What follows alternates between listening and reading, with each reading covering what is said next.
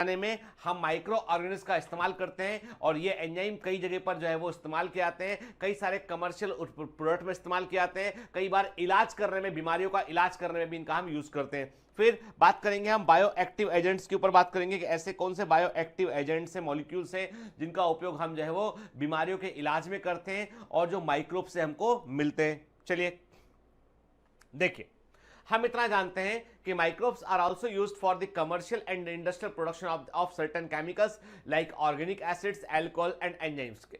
हमें इतना पता है कि अभी तक हम माइक्रोब्स का, जब हमने हाउस होल्ड वाला बात किया था, हमने कहा था कि चीज के प्रोडक्शन में माइक्रोब का इस्तेमाल करते हैं, दूध से दही के परिवर्तन में माइक्रोब का इस्तेमाल करते हैं हम, ठीक है, क्लियर।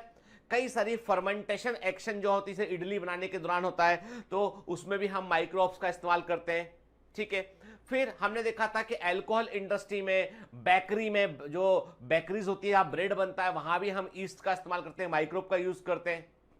कई एंटीबायोटिक हमको सॉइल बैक्टीरिया से मिलते हैं, मिट्टी के अंदर बैक्टीरिया से मिलते हैं हमको। के पहला एंटीबायोटिक जो खोजा गया था वो एक फंजाई से डिस्कवर किया गया था, पेनिसिलियम नोटिटम से डिस्कवर किया गया था, और कमर्शियल प्रोडक्शन उसका पेनिसिलियम क्रायोसोजेनम से किया गया। खोज करता था अलेक्जेंडर फ्लेमिंग। फिर सॉइल बैक्टीरिया बड़े पैमाने पर एंटीबायोटिक हमको देते हैं। सबसे फेमस एंटीबायोटिक में से के स्ट्रेप्टोमाइसिन, सैलमन वॉक्समैन ने इसको डिस्कवर किया था, क्लियर। अब सुनिए बात, क्या इसके अलावा और भी एस्पेक्ट है? तो मैंने आपसे कहा ना बेटा, कई तरह के जो है ऑर्गेनिक एसिड हुए, कार्बनिक अम्ल हुए, कई तरह के अल्कोहल के जो है वो एंजाइम्स हुए, अल्कोहल्स हुए, उन्हें बनाने में हम इनका इस्तेमाल करते हैं। तो हम इतना जानते हैं कि आप देखिए, अल्कोहल के बारे में तो हम डिटेल में बात ऑलरेडी कर चुके। अभी हम बात करेंगे किसके बारे में? हम बात करेंगे कि एसिड्स के बारे में, स्पेसिफिक केमिकल्स के बारे में, एंजाइम के बारे में हम बात करेंगे, ठीक है। आप देख रहे हैं, आपको स्क्रीन में दिखाई पड़ रहा है, एक तरफ अल्कोहल दिखाई पड़ रहा है जिसके बारे में हमने पिछली क्लास में बात किया था। दूसरा दिखाई पड़ रहा है आपको स्ट्रेप्टोकाइनेज इंजेक्शन दिखाई पड़ रहा है। आपको क्लियर कर दूं बेटा, ये जो इंजेक्शन दिखाई पड़ रहा है ना बेटा, this is one of the very very important injection के। ये हार्ट अटैक के केस में इस्तेमाल करते हैं, ठीक है। किसी व्यक्ति को यदि हार्ट अटैक होता है ना, तो हम लोग उसको, पेशेंट को जो है वो थ्रोम्बोलाइज करने के लिए हम उसके ब्लड का जो क्लॉट जो है, जो कोरोनरी आर्टरी को ब्लॉक किया होता है, क्या होता है जनरली हम लोग टेक्निकल लैंग्वेज में इसको बोलते हैं मायोकार्डियल इन्फार्क्शन बोलते हैं। क्या होता है कि हार्ट में जो कोरोनरी आर्टरी होती है, वहां पे कहीं पे प्लाक जमा जाता है, या एक जो है वो प्लाक बन जाता है जो कि आर्टरी को नैरो करता होता है, ब्लॉकेज करता है, और कभी कभी कंप्लीट ब्लॉकेज करता है, ठीक है।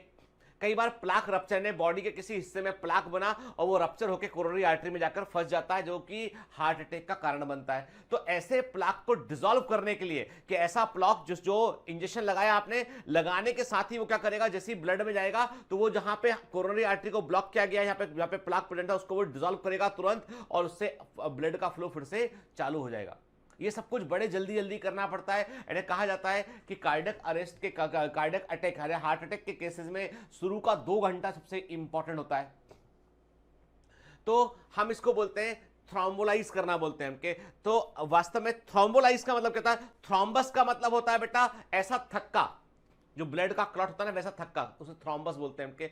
उसको डिसॉल्व करना, थ्रोम्बोलाइज करना कहलाता है, और उसके लिए हम स्ट्रेप्टोकाइनेज का इस्तेमाल करते हैं। And this is also microbe से मिलता है। लाइफ सेविंग है, जीवन को बचाने वाला इंजेक्शन है, ठीक है। फिर हम देखते हैं कि जो सिरका है, जो नॉर्मली हम जो विनेगार इस्तेमाल करते हैं अलग अलग प्रकार की डिशेज में, अलग अलग प्रकार की जो है वो सॉसेस के दौरान यूज करते हैं, सॉसेस में यूज करते हैं हमके। आपने देखा होगा किसी होटल में खाना खाने जाते हैं तो प्याज जो होता है वो कई बार सिरके में डूबा होता है, रेड कलर का ऑनियन होता है जो सिरके में डूबा होता है। कई जगह पे सिरके का इस्तेमाल जो है वो अचार में भी करते हैं। तो जो एसिटिक एसिड है, दैट इज जो माइल्ड एसिटिक एसिड है, वो